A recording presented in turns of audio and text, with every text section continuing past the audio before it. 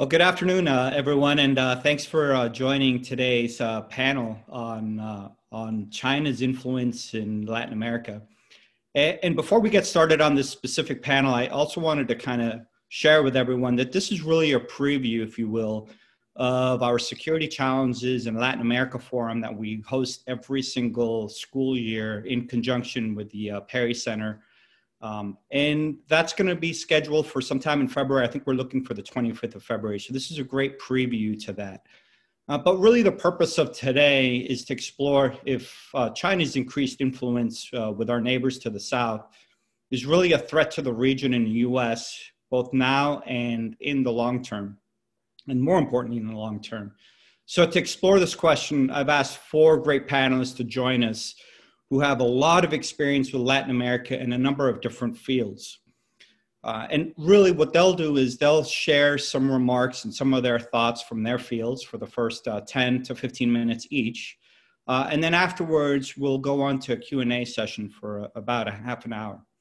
So we'll start off today with Brian Fonseca, and then we'll follow it with Margaret Myers, John Krull, and Francisco Castro. So Brian Fonseca is the director of the Jack D. Gordon Institute of Public Policy at Florida International University, and he'll give us some insight into the broader China trends in Latin America, and then hone in on some specific areas such as the tech industry.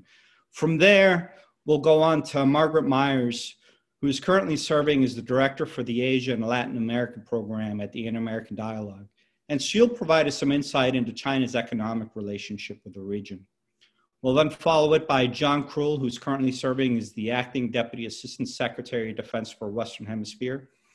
And he'll cover the DoD position, the Department of Defense position on China and Latin America, and some of the troubling trends around the world that could affect Latin America in the long term.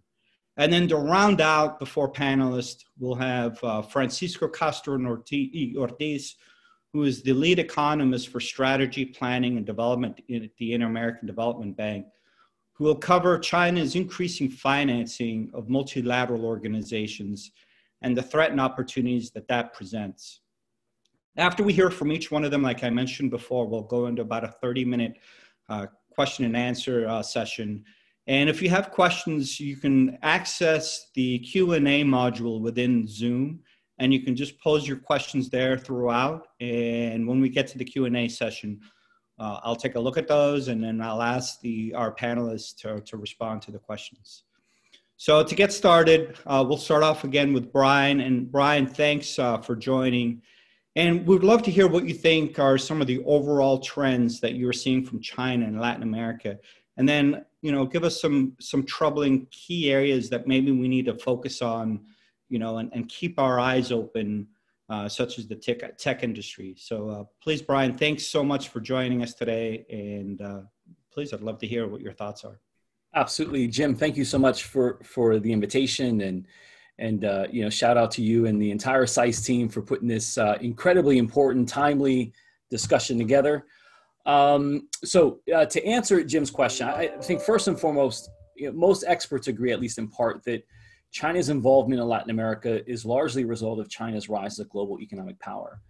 And I think specifically in the context of Latin America and the Caribbean, I think that there are at least four important considerations that shape their engagement. The first two are economic. China needs resources to sustain its growth, and at the same time, it needs markets for Chinese goods. Increasing Chinese economic activity has led to exponential growth in Chinese trade with the region. Trade has grown from about 8 billion in 1999 to about 307 billion by 2019. And this is important because some of the countries that China is, in some contexts, or this is important at least because in some countries, China has displaced the US as the largest trading partner. At the same time, it's important to note that Latin America has sought to diverse its economy and its economic engagement beyond just the United States. And of course, we're fortunate to have Margaret with us today. She is the guru on Chinese economic activity. And of course, Francisco, who I'm sure will also talk about Chinese economic engagement. But nonetheless, the first two are really grounded in economy, access to markets and access to resources to continue to sustain its growth. The third consideration, which we see sort of throttled forward and backwards depending on on sort of the context of the region and the context of what's going on in Asia. But the third consideration is really the isolation of Taiwan. Of course, the pursuit of the one China policy. This was China's articulation that there was only one China, and it was the PRC. And that if you wanted to trade with China, then you had to recognize that there was one China. And this was an effort really to displace or at least isolate Taiwan. When you think about the global context, there's only just over a dozen countries in the world that still recognizes Taiwan as an independent sovereign nation. And about half of those reside in Central America and the Caribbean and then Paraguay. And so isolation of Taiwan in this hemisphere remains an important part. And depending on who's in power in Taiwan, you'll see China throttle forward in terms of its attempt to displace Taiwan in certain markets and certain geographic locations here in the region.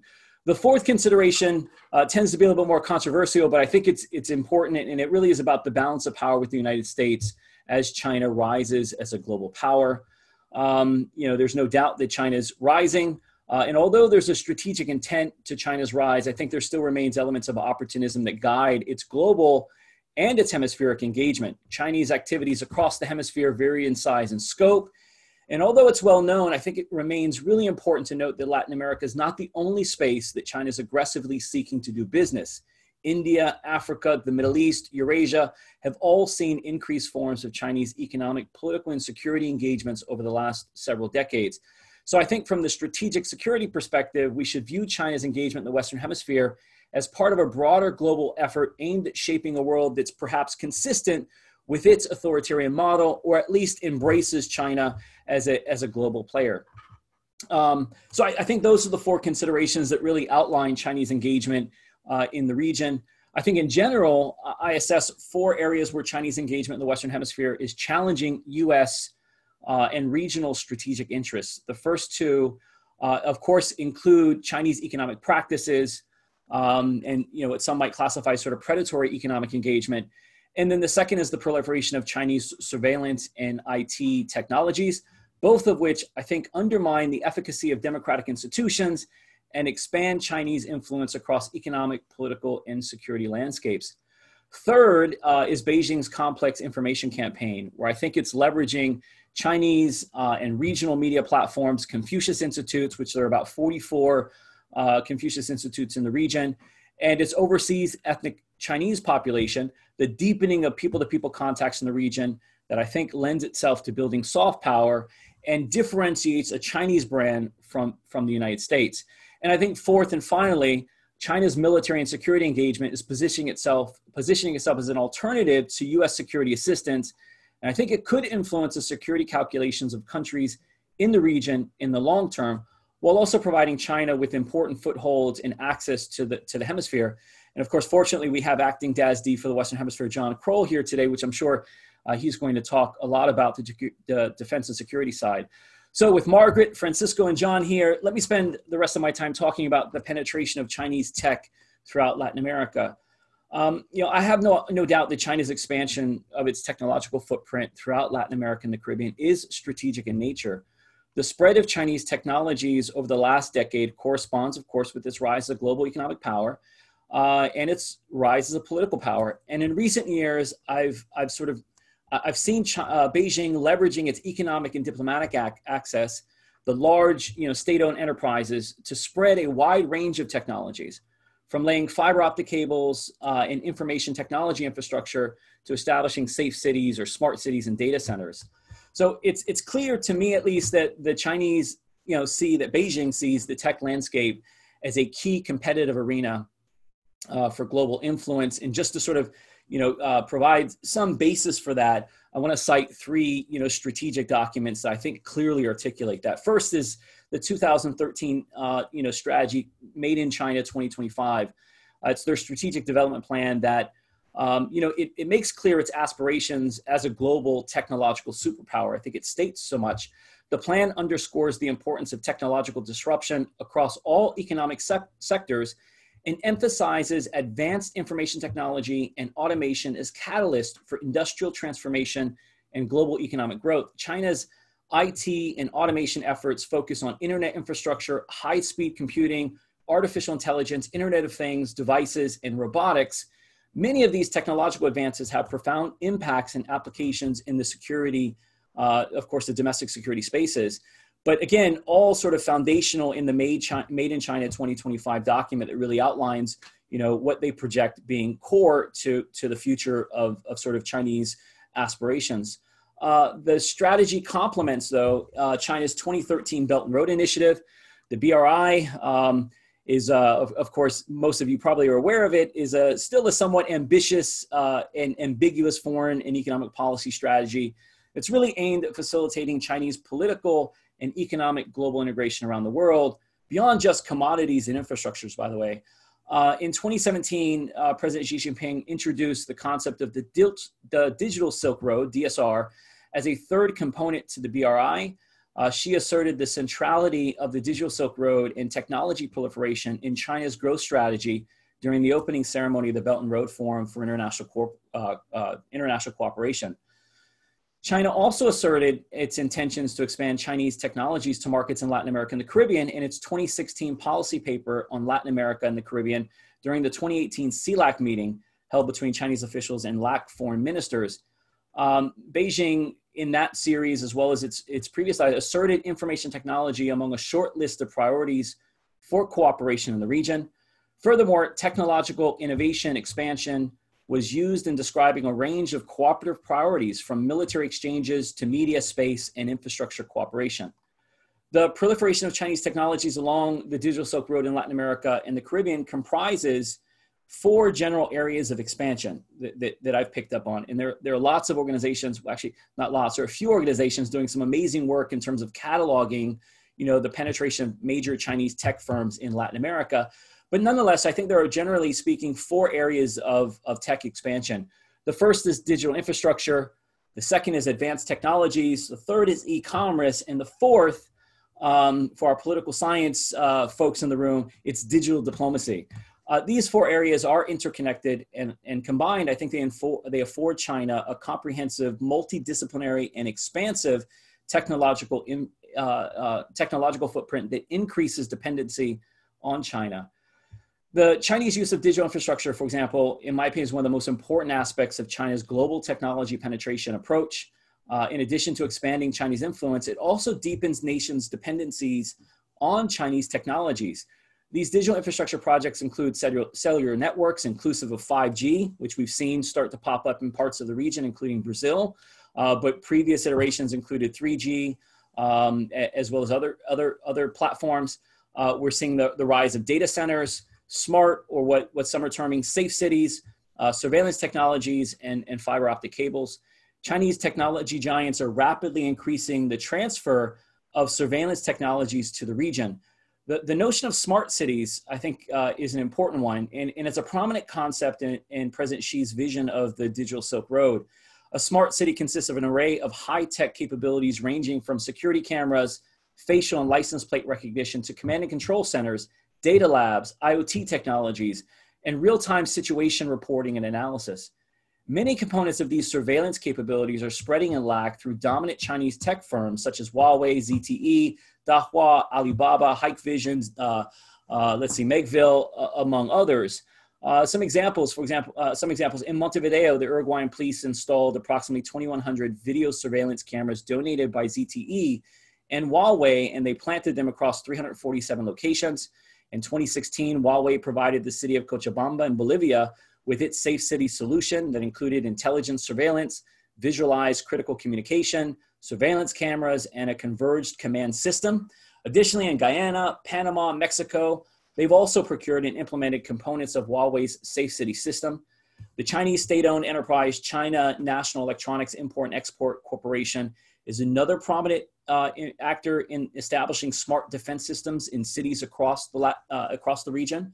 This org specializes in delivering integrated, tailored solutions for their customers to respond to challenges ranging, and this is what they cite, sovereignty threat, natural disasters, social crisis, and economic development. It's currently used by military, police, and fire organizations in Argentina, Bolivia, Ecuador, Peru, and as no surprise, Venezuela. These systems are comprised of a network of regional response centers, servers, thermal and biometric surveillance cameras, and an automated platform designed to deliver video evidence to courts. the establishment of physical infrastructure like data centers and telecommunication equipment is an important achievement for Huawei. A data center is a physical facility that houses critical applications and massive amounts of data. For example, in Chile, Huawei formed a partnership with Universidad Federico Santa Maria to create a data center that stores data from Chile's astrological findings over the next, their core astrological research over the next 9 years. We've seen similar data centers pop up in places like Argentina, Brazil, among others. Again, developing advanced technologies. I think the foundational pillar is the digital infrastructure. I think that's core. The other three, and I'll briefly get to those. The second is developing advanced technologies. It's an important second pillar, and I think it reinforces the importance of establishing a dominant Chinese-built digital infrastructure across the region to integrate those Chinese-developed advanced technologies. These technologies include, advancements in AI, quantum computing.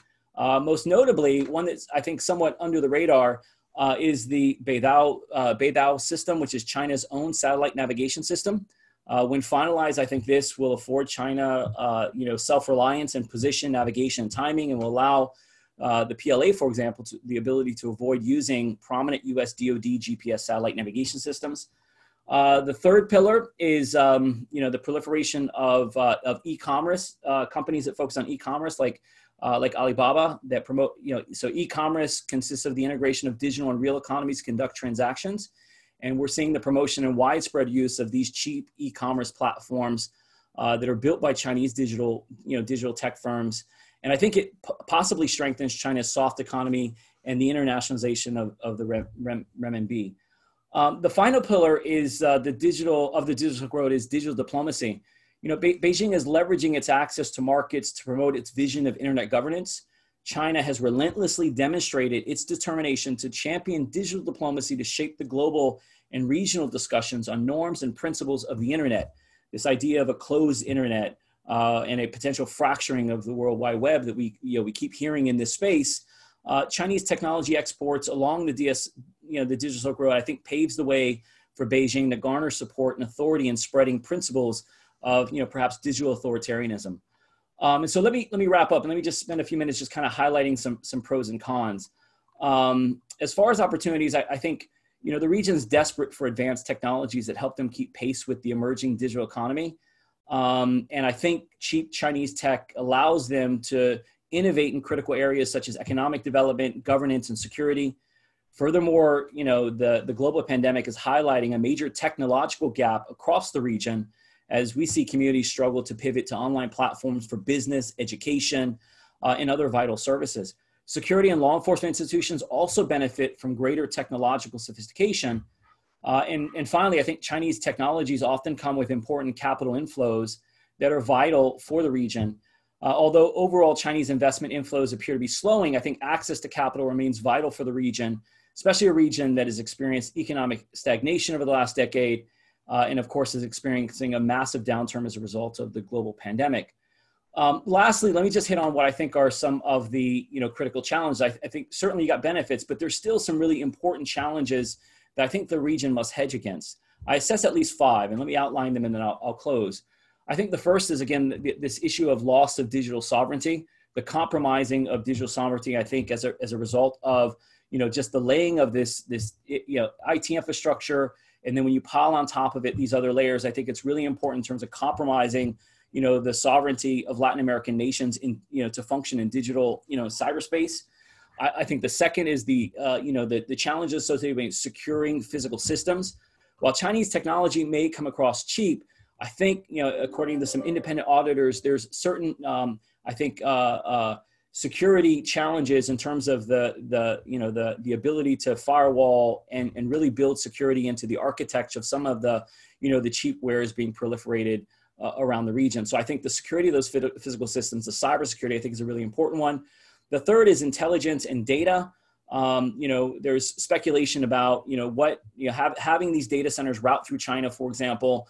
Does that compromise the integrity of data coming out of countries like Chile that are leveraging data centers in China in which data flows? And is there an intelligence, aspect to this that could compromise, the region, could compromise the United States as it engages its partners in the region in the future? The fourth, I think, is empowering autocratic governments. We saw this with the Fatherland Card in Venezuela. But more importantly, while the technology may not be autocratic, it's certainly the surveillance technologies and the data centers do, contribute to enabling autocratic leaning countries, to sort of leverage those technologies, I think, to gain greater control over populations, especially in times of economic austerity and insecurity. And then finally, I think there's important second, third order effects of Chinese engagement, such as erosion of rule of law, inducing corruption, et cetera. And so I'll end my comments there. I think I'm a few minutes over, but hopefully this is a good primer. And I threw a whole bunch of tech information at you, and hopefully it sparks some candid conversation, discussion in the Q&A. So Jim, thanks again, and I kick it back to you. No, thanks, Brian. There's a lot of interesting points, and I'm looking forward to the Q&A session. And at this point, I'm going to switch it over to Margaret. So Margaret, thanks a lot for participating today. And, we'd love to hear from your perspective, looking kind of at the economic side, what is China's influence and what are some of the troubling trends that you've seen in Latin America? Well, thank you so much, Jim, and to SAIS for the kind invitation. It's always wonderful to be back at SAIS, even if virtually, so thanks again. And thanks to Brian for the always excellent and thought-provoking commentary. I'm also really looking forward to the other speakers' interventions, which, as Jim said, I think will all complement each other very well. So what I'll aim to do here, I think, is maybe to make about 4 or 5 points about the opportunities and possible problems and threats broadly conceived as related specifically to the China-Latin America economic relationship, but also taking into account the US-China triangular dynamic. Before I do any of that, though, I think it's important to note at this point in time that China is an absolutely critical economic partner for much of the region. That is a bit unavoidable, right? Especially as concerns trade, but also in many other ways. And that these ties are well established now and fully entrenched in many economies in the region and sectors. And so that said, and let me be a bit provocative here, right? One big challenge for the region, and indeed threat, if we want to call it that, especially as Latin America and the Caribbean continue to grapple with the effects of COVID-19, is that Chinese investors will not show up in the region to the degree that many are anticipating. China came to the rescue. I mean, that's a term that's been used, right, so to speak, after the 2008 financial crisis. Investment, especially mergers and acquisitions, surged around the 2010s. Immediately after the crisis, China's trade with the region doubled. But as many scholars and economists have pointed out, China is not really in a position to do the same, to come to the rescue, so to speak, in the same way this time around. In fact, state-to-state finance from China Development Bank, China Exim Bank, has been declining now for about 5 years. Last year, 2019, we saw just 1.1 billion in finance to a number of different countries. That compares to somewhere in the neighborhood of about 35 billion in 2010, which was the year when all of this peaked. The OFDI, China's Overseas Foreign Direct Investment, globally has also been on the decline. There's a clear trend there, despite the sort of proliferation of the Belt and Road, the extension of the Belt and Road fully globally, including to Latin America and the Caribbean in 2018.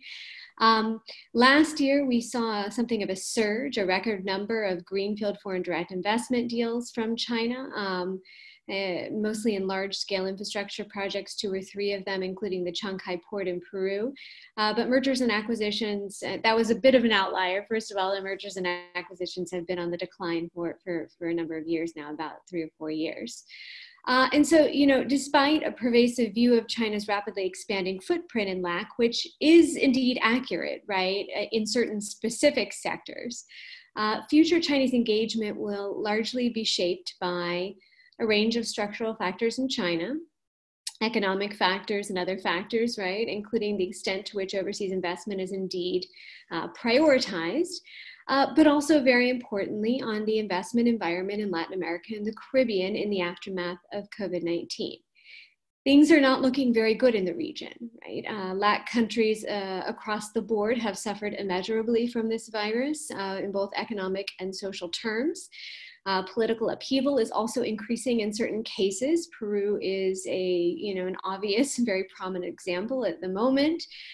So with all of this in mind, we'll really just have to see what metrics Chinese companies and the Chinese government, for that matter, will use to measure the viability of proposed infrastructure and other projects in the coming months and years.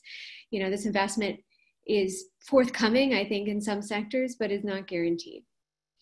As a second sort of point, I think it's really important to consider where Chinese investors are most likely to engage if they end up doing so.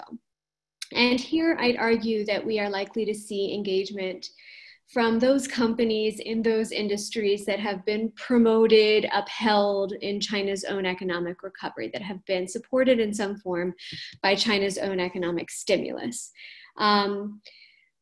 And also probably those that will carry out investments that result in relatively short-term economic gains, right? So maybe not large-scale, long-term, infrastructure projects with a very, very long sort of return on investment timeline.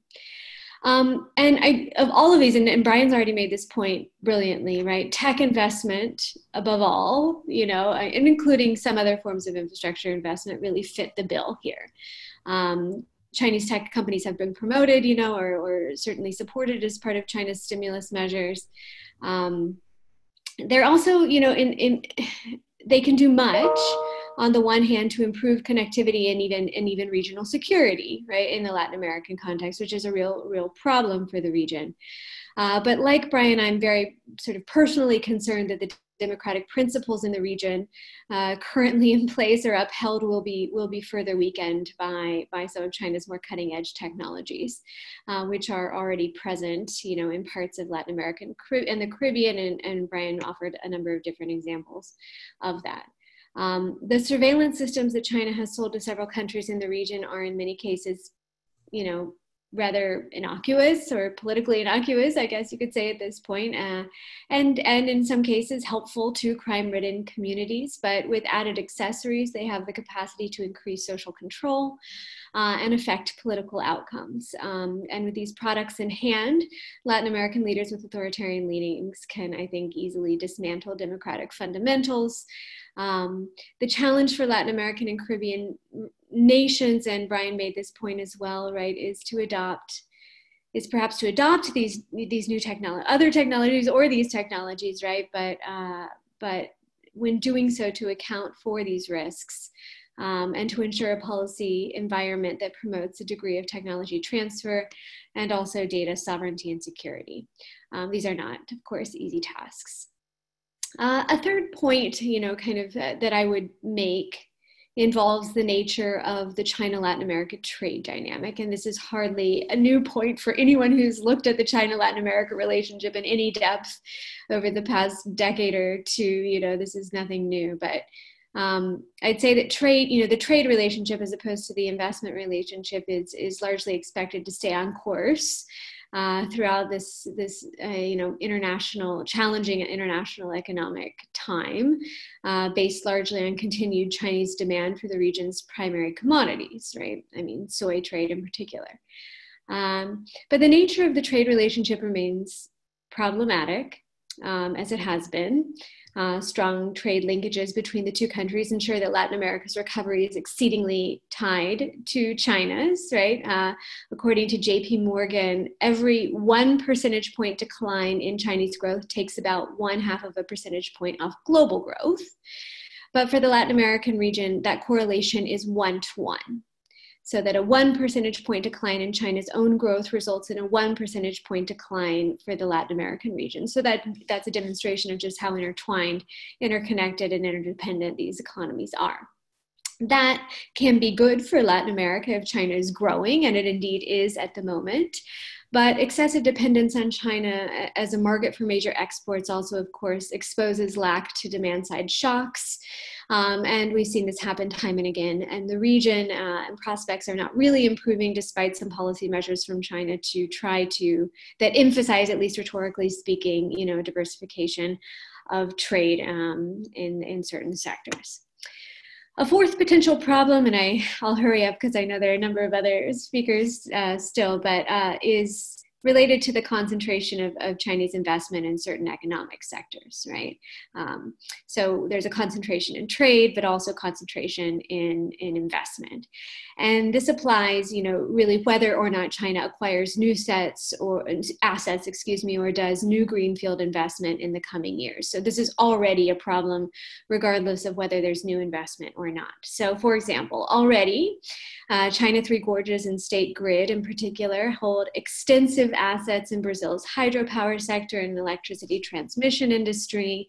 China Three Gorges considerably grew its holdings by buying Duke Energy's Brazilian business in 2016, including 8 hydropower plants across in much of the Parapanema River area. China's State Grid has also become heavily invested in Brazil's electricity transmission industry through both greenfield investment and acquisitions. China Three Gorges' presence in in Peru, in addition to Brazil, considerably expanded in 2020 after the company purchased an 83% stake in Luz del Sur, which is the largest power company in Peru and controls much of what happens in the country's south.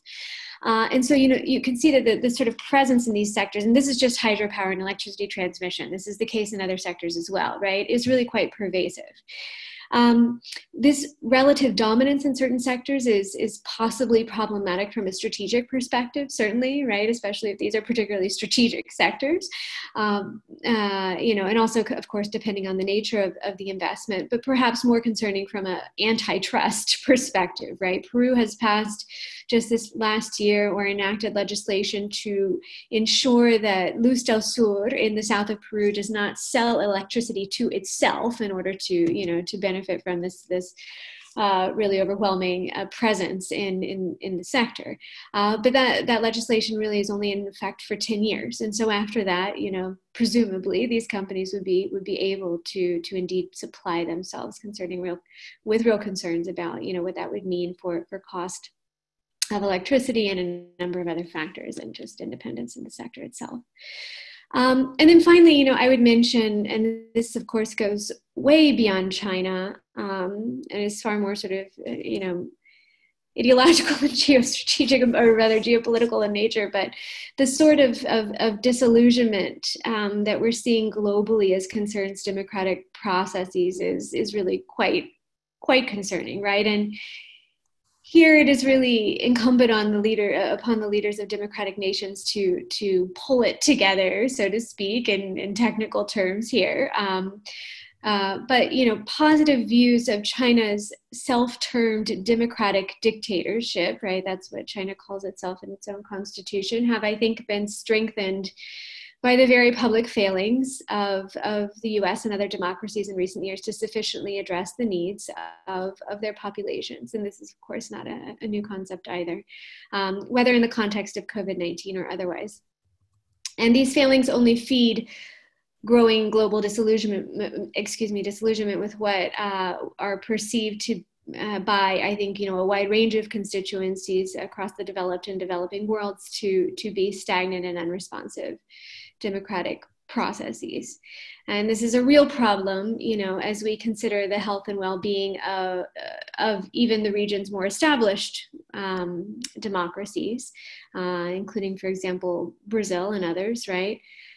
And this is not, as I said, an exclusively China problem, right? But the China example, despite its numerous shortcomings, is a challenging point of comparison at present, especially in this moment of COVID-19 crisis, and as cases are mounting in much of the world. And I'll leave it at that, sort of a range of viewpoints.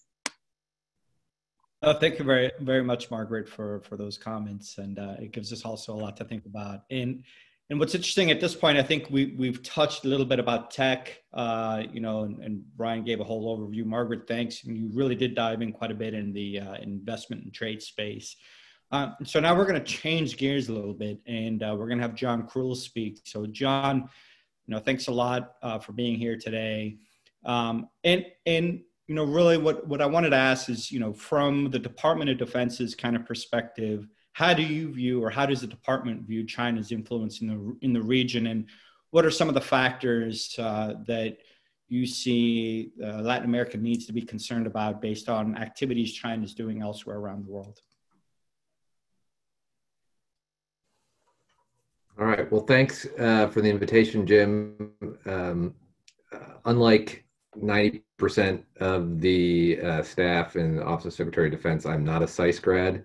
So I'm a little thin on economics, trade investment. So this is very instructive for me as well. On the defense side, you know, the panel title, right, is China a threat to the region of the United States? And so, you know, I've got my some of the notes here from how our China office and how the department describes it globally. And so, of course, the term is strategic competitor, right? Vying for competition, economic, diplomatic, and military aspects around the globe. And so,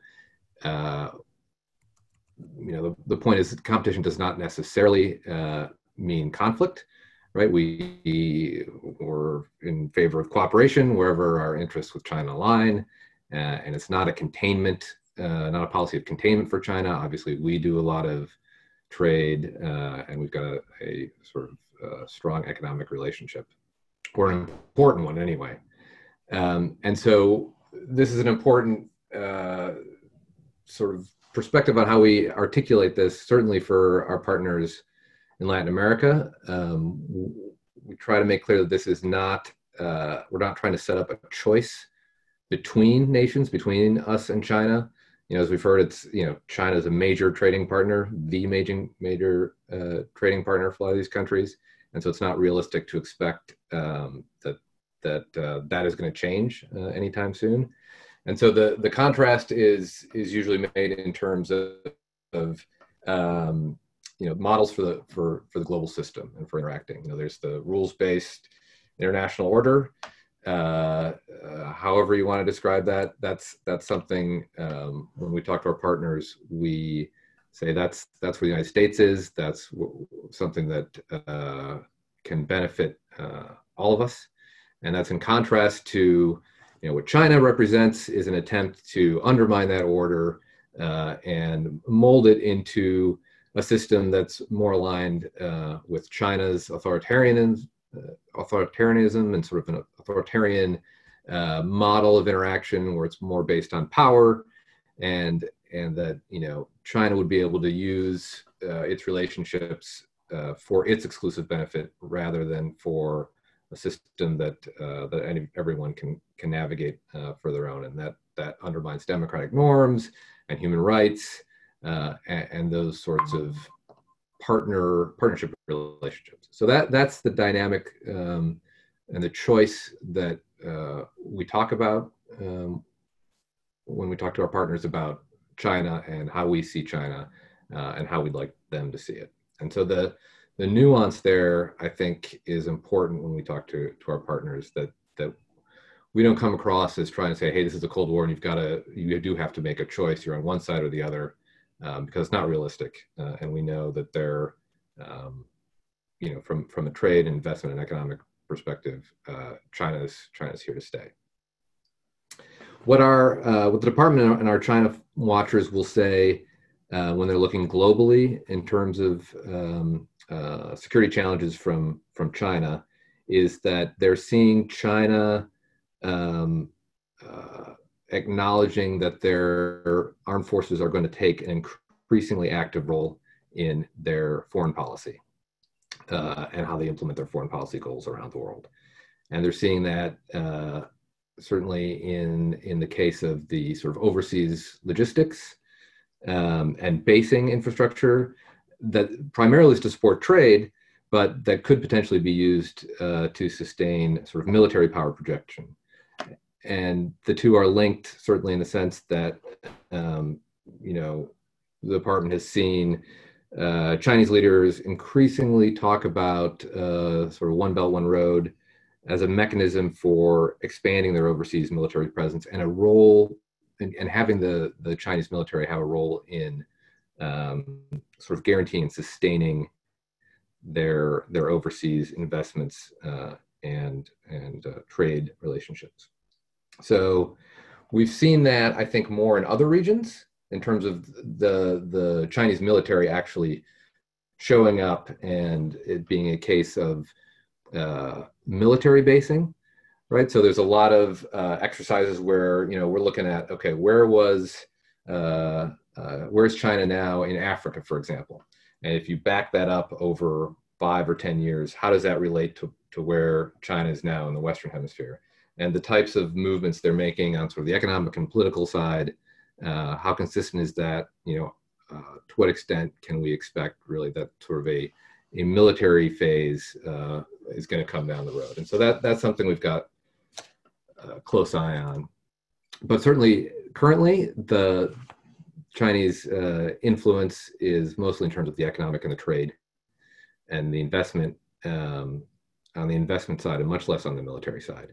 So appropriately, our interagency discussions and the initiatives that the United States is putting out for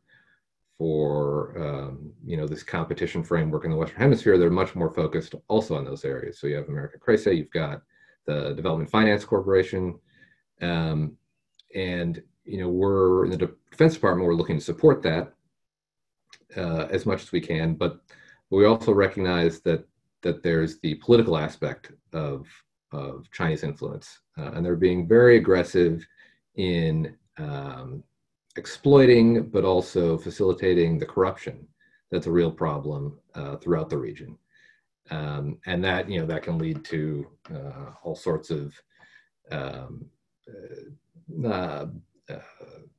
the business deals, sort of the investments in infrastructure and IT going a certain way that's to benefit of China.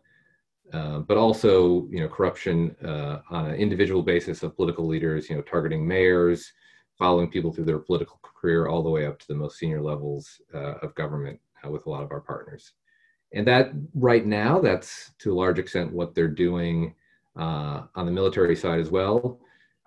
You see a lot of offers for, education exchanges or sending, sort of military leaders off to China for extended, professional military education, a little bit like what we try to do. But, the feedback is often, hey, this is just straight up, recruitment and propaganda 24/7 while these guys are in China. So that's something that we've got our eye on. But right now, I guess a little bit in contrast to the economic side, we do see from a defense perspective that we are in a pretty strong position in the region. For almost everybody, we are the partner of choice. Our partners pretty much exclusively prefer U.S. training, U.S. education, military education, U.S. equipment, though they certainly are not always in a position to afford buying our systems. And that is a huge opening for China and others. And we can talk more about that later. But that sort of preference on our defense partners for cooperation and closer cooperation with the United States military, that extends certainly even to those countries that have flipped their recognition from Taiwan to PRC, Panama, Dominican Republic, El Salvador. We have not seen any change in our bilateral defense relationships with those countries and sort of their eagerness to continue working more closely with us.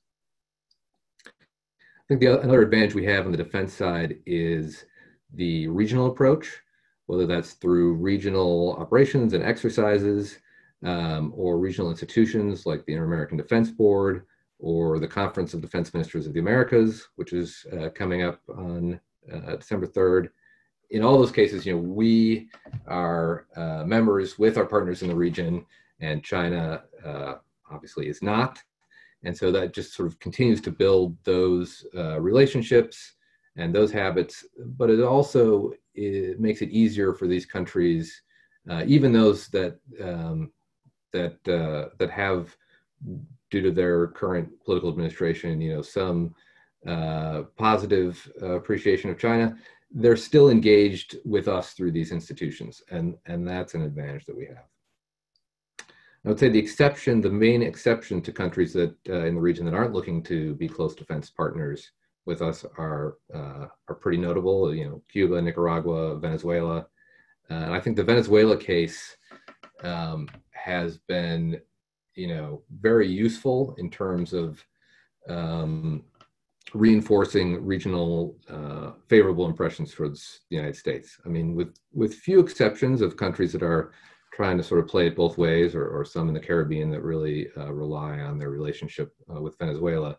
You know, you've got countries that are recognizing Guaido, and the fact that China and, you know, Russia and Iran to a lesser extent have really been supporting Maduro, you know, against the sort of will of the Venezuelan people and the rest of the region. That really does set up a fairly stark contrast between what China is trying to accomplish in the region and what, you know, the rest of us are doing. So when we, you know, if you accept that we have a reasonably strong position in the hemisphere and with a lot of our partners, just based on being the partner of choice and sort of flooding the zone with lots of opportunities for training and military cooperation and our, you know, our assistance programs, it does raise the question then, well, what, you know, if we're looking at this through a China competition lens, and we are looking through it from the assumption that China is making significant inroads economically, politically, you know, over time, probably militarily as well. Are we doing enough? Are we? We don't want to take for granted. Where can we put some additional efforts to try to move the needle on, particularly on the China competition area?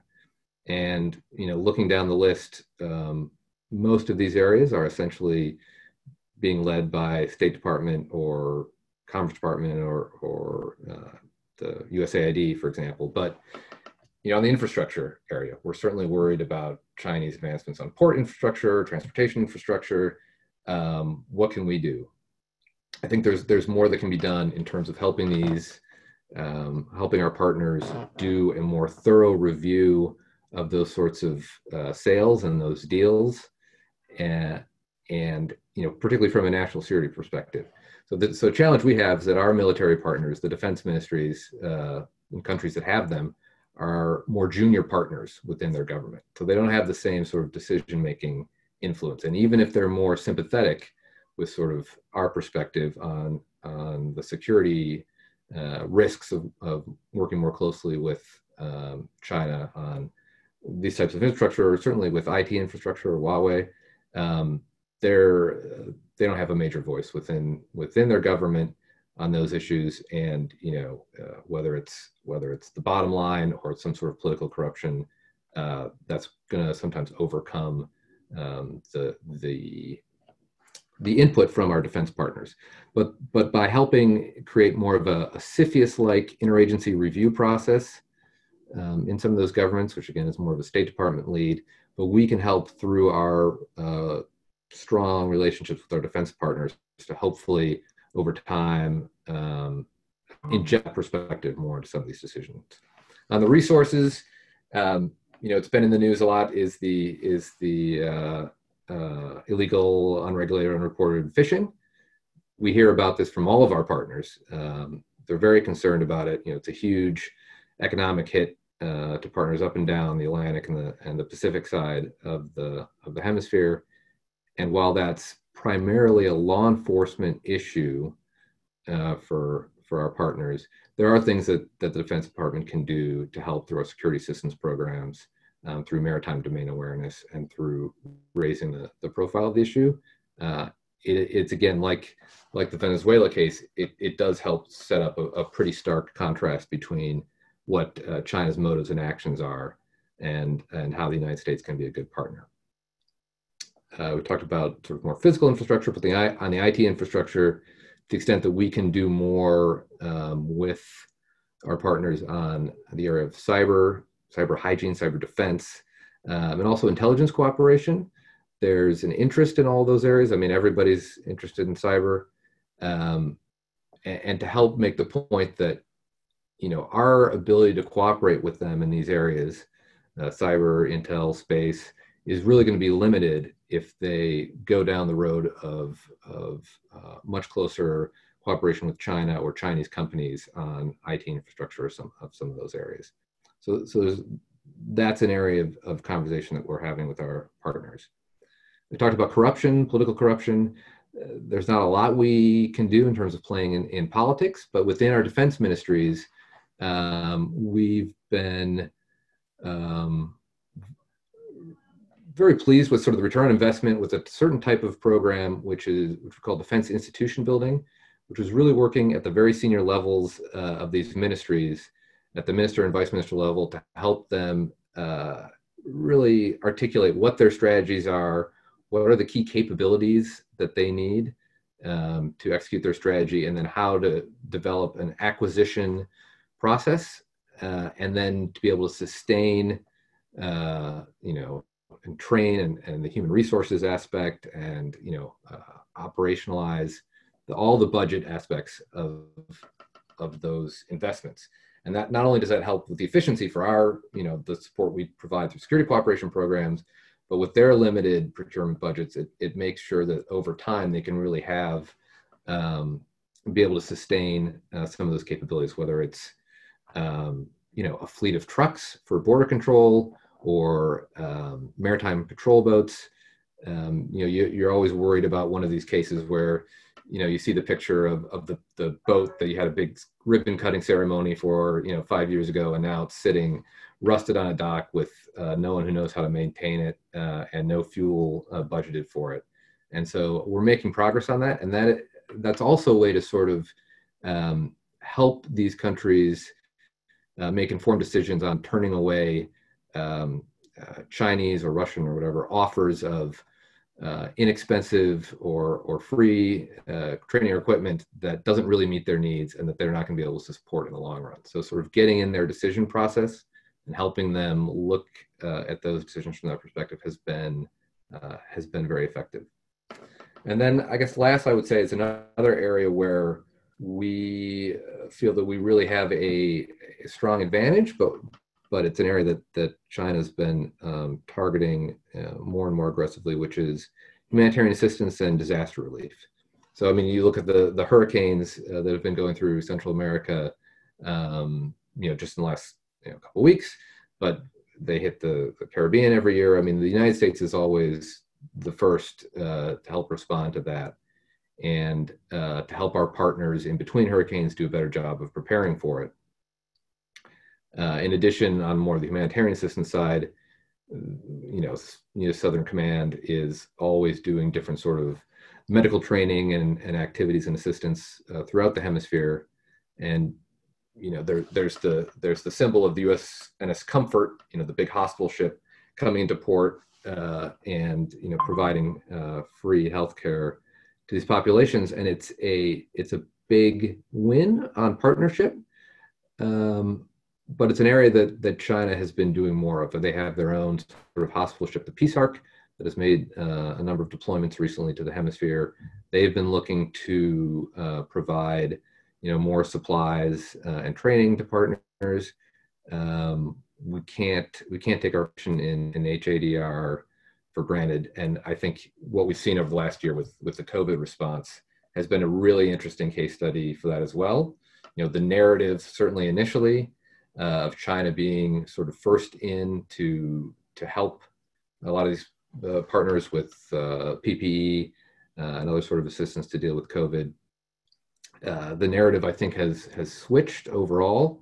The United States has provided an extraordinary amount of assistance to our partners, and a lot of that actually has come through Defense Department programs, smaller, quick impact, to partner civilian agencies through the humanitarian assistance program, but that's an area where we can continue to sort of build the partnerships and demonstrate the benefits of a close relationship with the United States.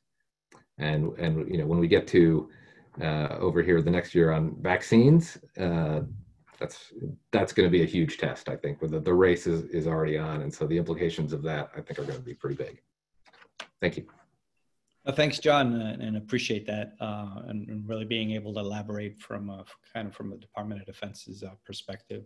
And so now we're going to switch gears a little bit, and we're going to give Francisco an ability to kind of share his thoughts, and specifically focused on what is financing of China with multilaterals. So Francisco, thank you very much for joining us today, and yeah, we're looking forward to you sharing your thoughts on this.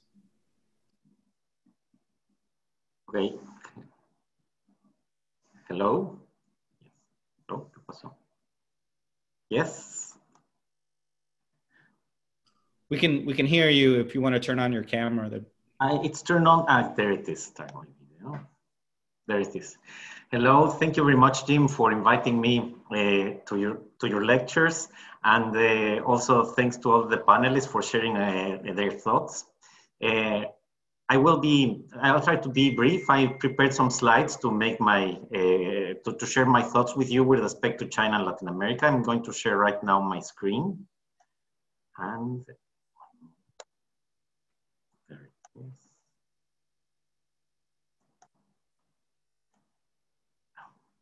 Is it okay? Okay, well, let me start first with a very quick a disclaimer first. The views expressed here reflect my own views. They do not reflect those of the Inter-American Development Bank. All the data that I'm going to share with you comes from public sources, and this presentation is intended for the class or seminar on security, conflict, and migration in Latin America, which is part of the SAIS graduate program. So let's start with the question. China's increased influence in Latin America, is it a threat for the region and the US? Well, given it, since China began to open up its economy since 1978, GDP growth has averaged almost 10% a year, and more than 850 million people have been lived out of poverty. Today, China is an upper middle income country, and is the world's second largest economy, but its per capita income is still about a quarter of that of high income countries. Given its size, China is important to regional and global development issues. China is the largest emitter of greenhouse gases, and its air and water pollution affects other countries. Global environmental problems cannot be solved without China's engagement. Moreover, maintaining an economic growth at the world economic growth at reasonable levels has important speed bubbles for the growth and rest of the economy, of the world economy, the influence of China. So again, is this a threat for the region and the US and the world? Well, let me start first with beforehand an answer, tentative answer. The tentative answer is it depends. To elaborate on this, first I will narrow my scope of analysis to the financial sphere. I'm going to analyze and to share with you some thoughts about trends in sovereign guaranteed debt in Latin America and the Caribbean. And the proposal, the hypothesis I want to put you forward is that multilateral institutions can shape China's influence in the region. To this end, I will show you some stylized facts of debt trends and markets in Latin America. So let's begin with the first stylized fact, which is not really related to China, but what is happening with multilateral development banks in the region.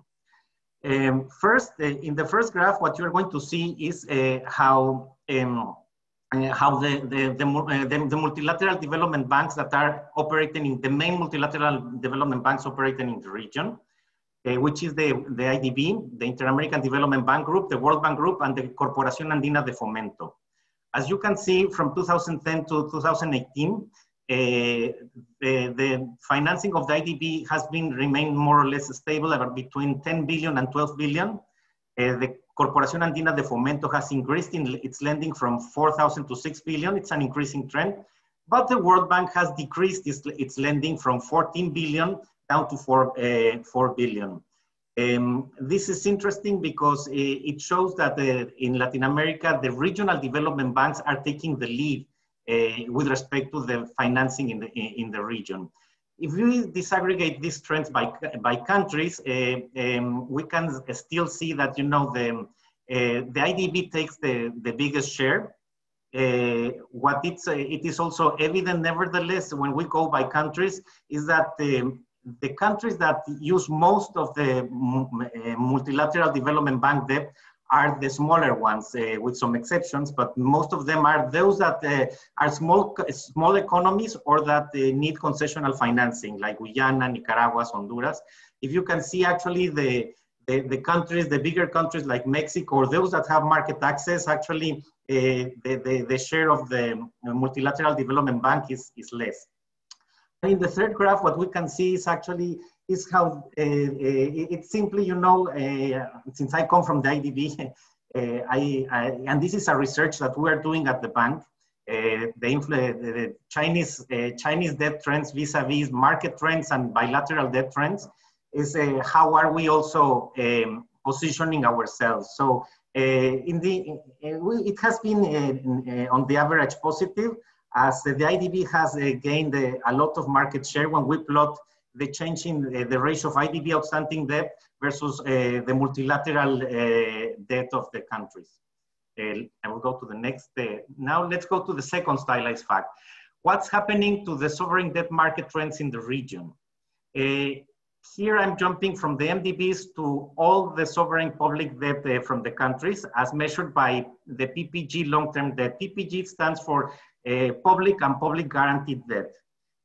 What we can see in the first graph is that the multilateral debt has been trending upwards together with the overall long-term sovereign debt.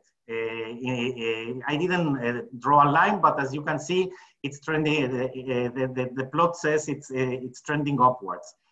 If we go this, you know, measure this by in the second graph by the market share and losses for multilaterals, as the percentage points change in the ratio of multilateral debt with respect to PPG long-term debt, what we can see is that actually the multilateral development banks are losing share with respect to the overall debt. Who is taking that part? It's actually the private creditors. When we plot actually in the third graph, the private creditors' contribution to the long-term public guaranteed debt versus the overall debt, we can see that it's actually the private sector who is taking the lead in the debt markets. You can see something interesting in that last graph, and it's the dot of Venezuela. I want you to keep that in mind. Venezuela has followed a strategy of disengagement with the multilaterals. So this is why the privates have had more share in Venezuela, but there's also some effect of China, which you will see in the next graphs. But just keep in mind that outlier. So the next, the third important stylized fact. China, this is a reality. China has become a main source of funding in the region. In the graph one, we can see that the China lending has seen important advances in LAC, as measured by the share of Chinese debt stocks in LAC. This is the percentage of multilateral long-term PPG external debt stocks, which has risen from 2013 from 59% to 2018 to 84%. The main beneficiaries of the Chinese debt have been 5 countries, actually. It's Argentina, Ecuador, Brazil, and Venezuela. Finally, also, what we can see in the last graph is that the Chinese stocks in the region have concentrated in few sectors. It's actually infrastructure, energy, and mining. Should not be a surprise. Infrastructure, well, China has pursued an aggressive global strategy of investing in infrastructure. It's also aligned with their Silk Road vision. And the energy and mining, well, this is also evident in the sense that Latin America is a region that is a main commodity exporter and rich in natural resources. So this is why it should be no surprise that the Chinese debt is concentrated in few sectors. there's something that I want you to also to notice with respect to the first set of graphs and this one. In this one, the first set of graphs was done with public data that comes from multilateral institutions like the IDB, the World Bank, and the IMF. These graphs have been done with sources from the China Latin American Finance Database and a lot from the Inter-American Dialogue, which they have done a very good job in tracking Chinese financing. I say this because the debt statistics of the countries and of China are not so transparent. This is more an exercise of data mining. This is not regularly reported and not as available as the multilateral debt. So let's go to the next one. From these three stylized facts, we can already draw some preliminary findings. The main one is that transparency is key. The countries in the region first need external resources to finance their development. The second is that there has been a structural shift from bilateral and multilateral to private debt. And here comes why transparency is very important. Multilateral debt has concessional elements coupled with conditions. It's usually a cheap debt and operates in a transparent rules-based system. It's based on debt sustainability analysis and follows IMF and MDB surveillance. Private debt operations at market rates are more expensive, but they are also relatively transparent because they also operate with a transparent rules-based system. They follow Basel criteria, Basel banking criteria. They have to comply with credit ratings. It's what determines market access to the countries. And when things go sour, there are already in place conditional action clauses, and countries can also pursue restructurings, and there are more or less known procedures on what happens when a country enters in default. And with bilateral debt,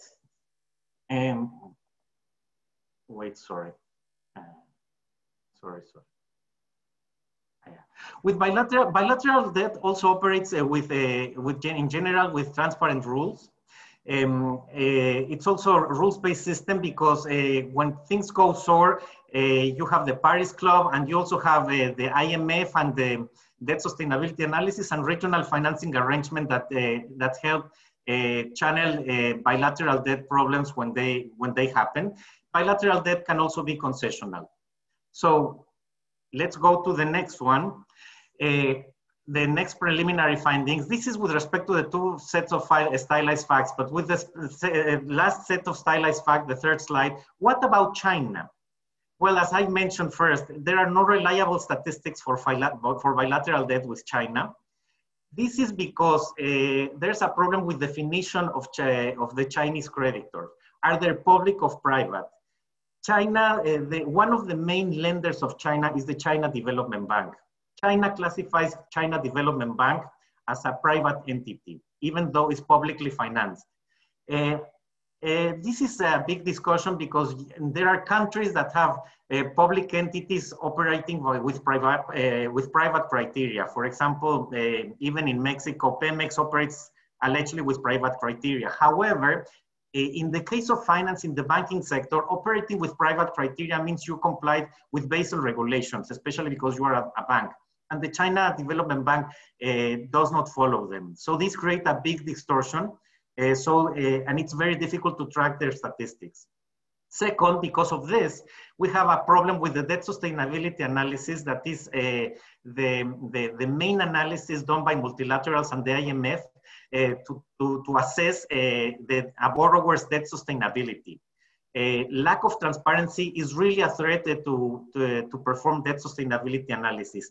And finally, this creates distortions also for good initiatives. For example, I don't know if you have heard that the debt relief initiative that has been happening in the G20 since March when the pandemic started. The G20 organized itself to provide debt relief to the poorest countries that have been affected most by the COVID crisis. It's called the DSSI, the Debt Suspension,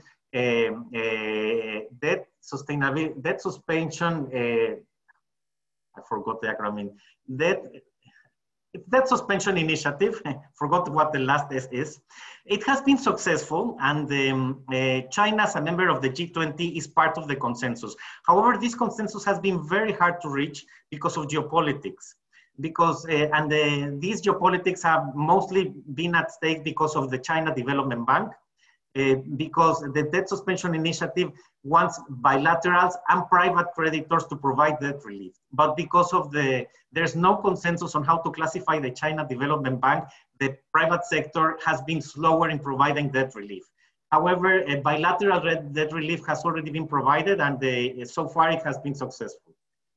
So, next thing that we can say based on these findings is that China's financial influence on multilaterals can help to address the transparency issue. Why?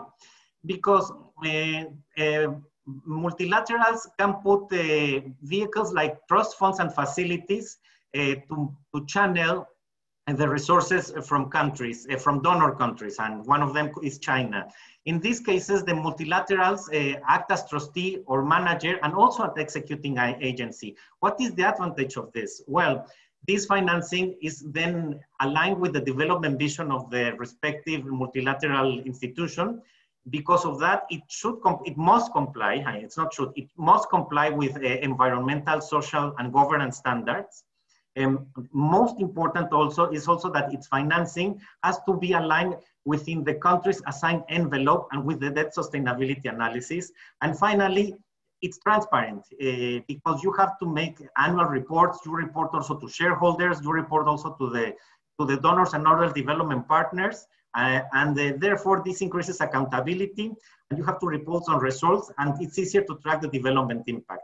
There are many lessons from successful trust funds and multilateral facilities from emerging donors like Korea at the IDB, from Mexico at the IDB, and also multilateral funds like the Global Environment Facility and the Green Fund.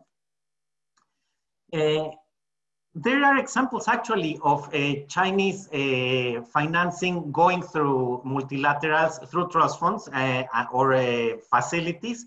And one of them is IDB's China Co-Financing Fund for Latin America and the Caribbean. In this facility, China committed $2 billion for all the countries of Latin America. All the countries of Latin America are eligible. And its aim is to complement IDB own resources with co-financing to public and private projects that promote sustainable growth through investment in key sectors. Which are the key sectors?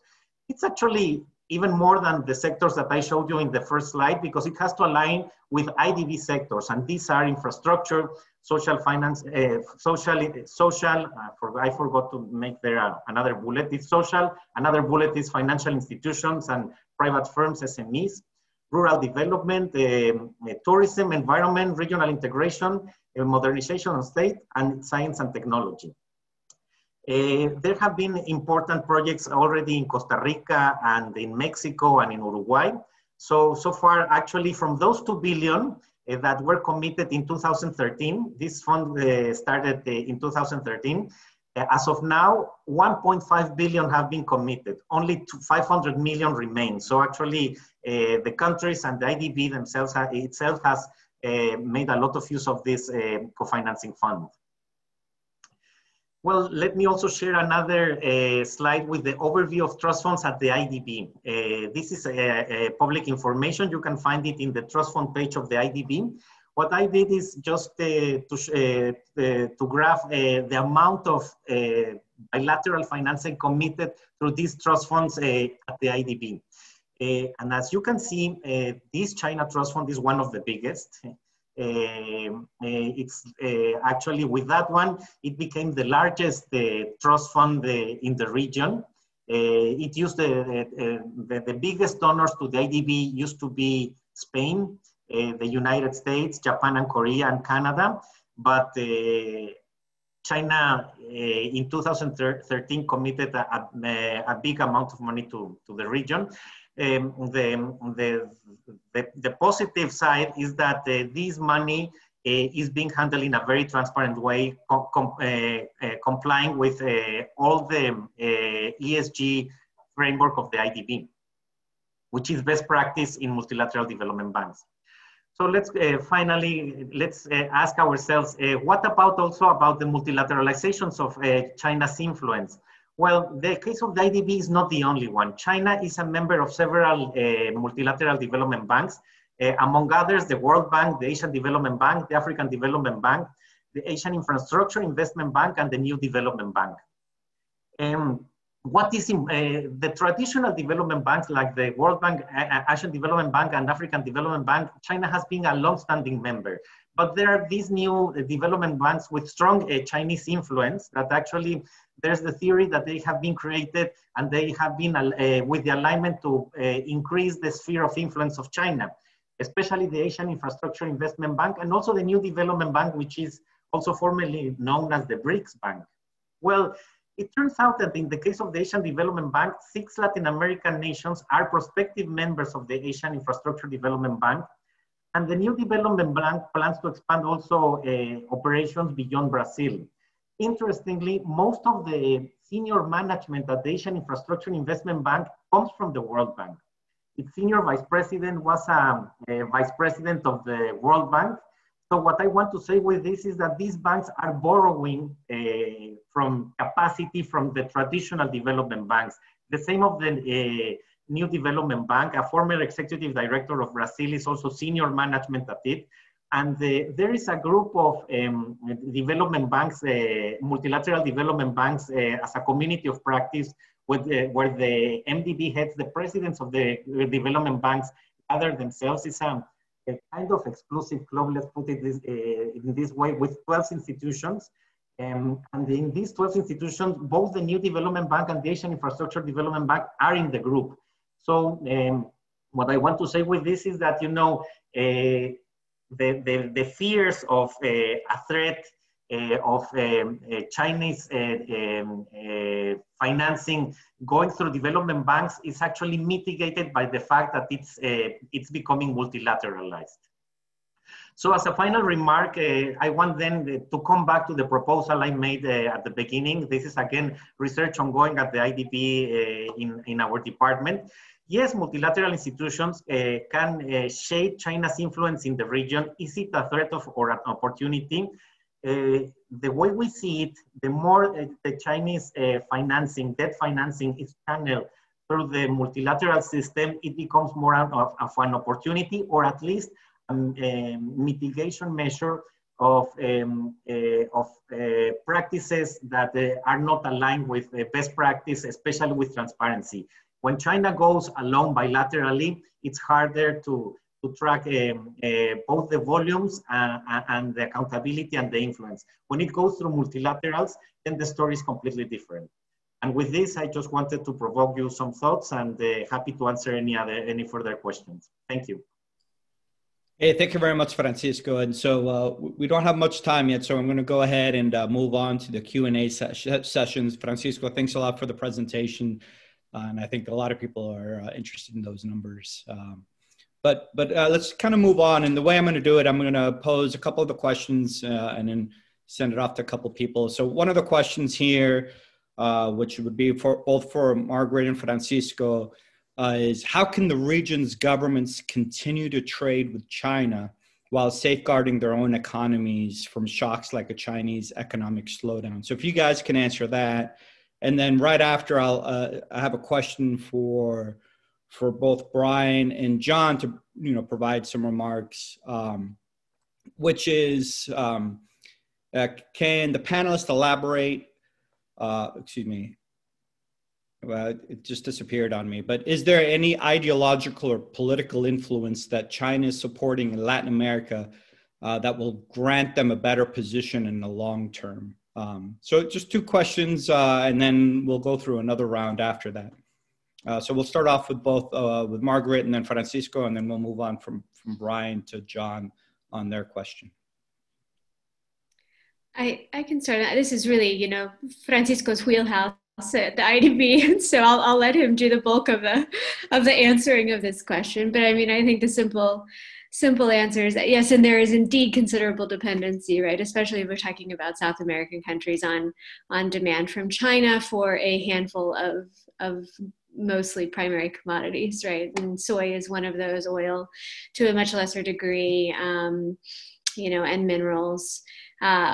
So what can Latin American countries do? Well, they can try to diversify their export basket, right? To not rely so extensively on these primary commodities, whether by upgrading production, focusing on and investing in manufacturing, investing in education and research and development, these sorts of things, to be able to really diversify what they are exporting, not only to China, but globally, and to not therefore be so dependent on, the exportation of a single good or, a handful of products to one market in particular. The challenge is, when we're looking at growth in demand, most of it, especially for things like soy, most of it's coming from China, although there are certainly, you see that Argentina, as opposed to Brazil, is far more diversified in terms of its overall exports. But over to Francisco on that one. Thank you very much, and I agree with what you have said. And I would just add to it that we could look at these questions with two perspectives. First, that the fact that despite that China is experiencing and may experience a further economic slowdown, its slowdown is nevertheless not comparable to the slowdown of the rest of the world. They come from 2-digit growth rates, and its slowdown is still above 5%, whereas in our case of the rest of the world, we're approaching to zero growth. So nevertheless, the slowdown, and if we add to that China is, I think this is definitely moved to a middle income status. It slowly will start to demand more goods that are targeted to that middle income appetite. So one thing that Latin America so far, especially during the last decade, focused more on the export of primary commodities. But this is slowly changing, at least in some countries. There are exceptions. Latin America also, I think one problem of looking at Latin America is that we tend to look at Latin America as a homogeneous body. And it's actually very heterogeneous. Yes, some of the big countries are primary exporters, but some others have diversified very much their export base. And it's not just Mexico, it's even Brazil and Colombia. So I think this also, the Chinese market poses also an opportunity if it can be seized. In this regard, the new president of the Inter-American Development Bank is proposing something interesting with respect of developing more the manufacturing base and bringing it to a higher stage of technology in the region. I think this is a proposal that we want to explore, especially not just with the own Latin American market, but also other external markets, and that applies also to China. And finally, also how to cope with exogenous shocks, not just with China and in general. I go back to the hypothesis I proposed you before, through multilateral institutions, because the best way to cope with economic slowdown so far has still been the G20, because why is where it's not a perfect body, but it's where it's the most representative of the global economy with all its imperfections. And on top of that, you also have multilateral development banks and fora that, multilateral development bank is counter-cyclical financing. So it's always there when things also go wrong. So I would put those two elements in perspective. So the opportunity that even though the Chinese market is slowing down, it's still a big market, and then the multilateral institution and global fora. Thank you. No, thanks. And then Brian and John, regarding the question that I had posed to you, just to reiterate, was on the political influence in Latin America. And let me add to that, is there a concern in regards to infrastructure investment, on the political and then the security defense side? Over. John, you want me to take a first swing at it? Okay. And I'll leave the second part of that question, Jim, to John, because I think John's got tremendous insight on, what the implications are with respect to port infrastructure and other types of, sort of critical infrastructures that the Chinese have been involved in. There's no doubt that they exist. And I think John's, well positioned to talk about that. I'll take a very brief swing at the other in terms of ideological or political influence. I think the first thing that's important to note is that, China has pursued sort of a policy of non-interventionist, right? I mean, that's kind of an approach. They're pretty agnostic as to what your political preferences are within the domestic context. They'll do business with you regardless of where you stand politically. And I think that lends to, what we've heard as being somewhat opportunistic in terms of how they approach the region. They're not just opportunistic in the economic context, but I think they're also opportunistic in the political and security context. The one area I think that may be, really important, sort of the second part of that question, which is, grant them a better position in the long term, is something I think Francisco and Margaret have hit on in the economic context. I think is also applicable in the political context, and that is the use of multilateral organizations. We've seen China really throttle forward in terms of carving out space and influence in multilateral organizations that aren't just economic, but also have really important political functions in the broader context of Latin America. And I'm not just referring, by the way, to Latin American multilateral organizations, but global multilateral organizations, where they're talking about the WHO or what they've been doing in the World Bank or even the United Nations, really building and carving out space on critical areas that I think lends to their ability to kind of navigate a broader landscape that is putting pressure on China to adhere to, certain rules of the game, that I think we're quite used to today. So I think, I don't think there's a single country that gives them any pronounced influence in the region. I think there are countries that have kind of saddled them both with debt and responsibility. Venezuela is the one that often comes up because much of their investment has gone in Venezuela. And in fact, a colleague, he's slipping my head, when we were having the debates around debt trap, was like, no, Venezuela is a perfect example of a creditor trap where, China has to continue to sink money in order to salvage its investment in Venezuela. So, I think there are countries in the region that China has really, invested. Chile, Argentina, Colombia, Brazil, I think are important players, but none stand out to me that I don't think U.S. has a competitive footing as well. But I think it's the multilateral organizations that, if I were to sort of put something on multilateral organizations and their influence politically across the region, I think is one of those spaces that China may have some long-term gains there. I mean, on the port infrastructure question, I mean, they're, as with most other aspects of their investment, it's across the entire hemisphere, right? So they're being sort of very aggressive and looking for any opportunity. I mean, for our perspective, obviously, the canal, Panama jumps out as an area where we're trying to keep a close eye on, and they've been there for a number of years, and China is continuing to sort of expand its footprint and its investments in Panama. But it's not just limited to the canal. I mean, you look even on the Atlantic side, right, and close to Antarctica, what are some opportunities there? What are the implications both for supporting their fishing fleets, but also longer term on potential military side, as we're seeing them come from the other side across Africa as well.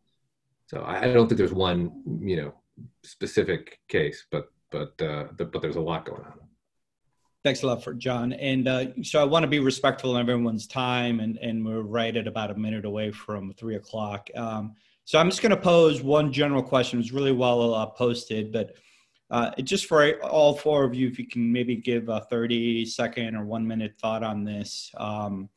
But, are there areas where the U.S. and China in the future could collaborate together in whatever area it might be in Latin America? So is there an opportunity for collaboration between the two countries in the region? So we'll start out with you, Margaret, then Francisco, then Brian, and then over to you, John, to close out. Sure. Yeah. The short answer is yes, absolutely. I think the number of areas in which cooperation is perhaps possible has shrunk considerably in recent years as the bilateral relationship has deteriorated. But nevertheless, and China calls this pragmatic cooperation, right? In a lot of recent policy pronouncements, we've seen it mentioned as that. But there is indeed, and there are areas such as, I think, climate change and nuclear nonproliferation where there is considerable, I think, shared interest. and ideally interest in cooperating in whatever form for the betterment of global well-being, right? These are really critical areas in which these two powers, the G2, absolutely must cooperate. So I hope we can put aside some of these differences while still putting pressure on China, right, to take steps to ensure best outcomes in the developing world and in other areas, but also to step aside and consider these two areas in particular, but a range of others together. No, thanks, Margaret. Francisco, over to you. Thank you. This has been a very interesting panel, and I also learned a lot from each other's areas. Yes, I think I agree with Margaret. I think there are areas of cooperation. In my topic, which is finance and economics and multilateral organizations, I think what I would like to stress is the issue of transparency to find this cooperation. I think that's the most important thing. We usually blame China, and there are reasons for that, but I think this applies to all the membership. Because transparency is it's always one of the priority topics in all multilateral institutions development practice, and it is for a reason. And I think the other thing that also matters is that that we should strengthen multilateral institutions, and especially to try to avoid that the geopolitical bilateral dynamics repeat themselves within the multilateral institution, because then what happens is that even though it's mitigated, one set of countries begins to block another set of countries, and then this is why multilaterals are also sometimes being called white elephants, because we advance slowly. So I think there are opportunities to work on. Thank you. Thank you, Francisco. I appreciate that. And Brian, what are your thoughts? Okay, so I'll throw out maybe three very quickly in the security defense space. I think one is on the CTOC side.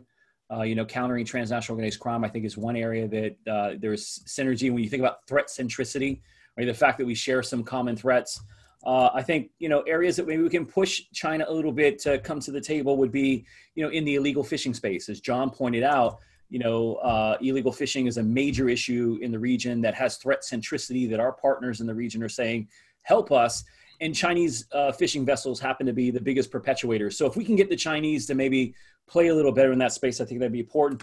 And then last, something that is vital to the region, the environmental side. Another area that maybe we can nudge China, to come a little bit more to the table that we know is important for the region. So in the environmental climate change space, that could be another really valuable issue that if we can get China to the table, it would make a really big impact on the region. Thank you very much, Brian. And John, any opportunities you think that there's some collaboration between the two countries in the region? A little harder on the defense side. It's a little bit more sometimes of a zero-sum game, but I think those other areas where, you can see China getting a lot of blowback from its activities in the region, if it changes its calculus on how to engage, there could really be some positive opportunities there. No, absolutely. And I was thinking also maybe in the humanitarian assistance and disaster response, do you think that might be an area of collaboration between the two countries? Could be. Well, thank you very much. It just popped in my mind as Brian was talking about the environmental side. But, I thank you very much. We're right at 3:04, and I got to be respectful for everybody's time. I know there were more questions that were really good questions, and we didn't get a chance to answer. But, this should be a motivation for everyone to participate in our security forum. We'll have more of these kind of discussions. And of course, I'm selfishly going to promote my class, Security, Conflict, and Migration in Latin America at SAIS next semester. So, we'll dive a lot deeper into these subjects. But I want to thank everyone for participating, especially to our panelists. So Margaret, Brian, Francisco, John, thank you very much for taking the time off of your guys' busy schedule to participate. So thank you very much. And it's great to see you guys, and I'll see everyone around. Thank you.